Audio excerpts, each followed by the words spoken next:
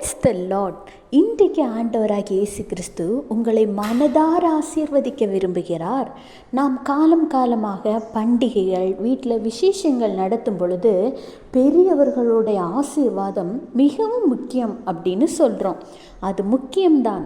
ஆனால் அதைவிட மிகவும் முக்கியமானது ஆண்டவராகிய இயேசு கிறிஸ்துவின் ஆசீர்வாதம்.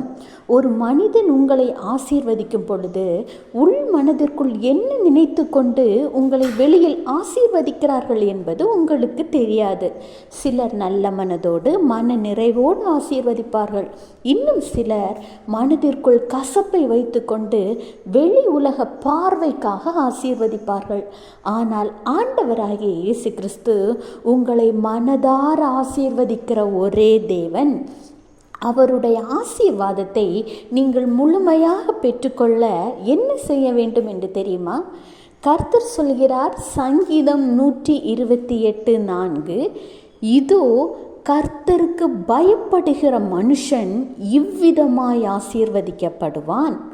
முதலில் நீங்கள் கர்த்தருக்கு பயப்பட வேண்டும். எந்த ஒரு காரியத்தை செய்யும் பொழுதும், நான் இதை செய்யும் பொழுது ஆண்டவராகிய இயேசு கிறிஸ்து என் அருகில் இருக்கிறார், அவரின் பார்வைக்கு இது சரிதானா என்பதை யோசித்து ஆராய்ந்து கர்த்தருக்கு பயந்து ஒவ்வொரு காரியங்களையும் நீங்கள் செய்யும் பொழுது, சங்கீதம் 128 உள்ள அனைத்து ஆசீர்வாதங்களும் உங்களையும் உங்கள் குடும்பத்தையும் வந்து சேரும். அந்த அதிகாரம் உங்களுக்கு தெரியவில்லை என்றால் கூகுளில் சங்கீதம் 128 சர்ச் பண்ணுங்க. வெறும் 6 வசனங்கள் தான் உள்ளது. ஆனால் அந்த 6 வசனங்கள் உங்களை, உங்கள் குடும்பத்தை, உங்கள் சந்ததியையும் ஆசீர்வதித்து செழிப்பாக்கும்.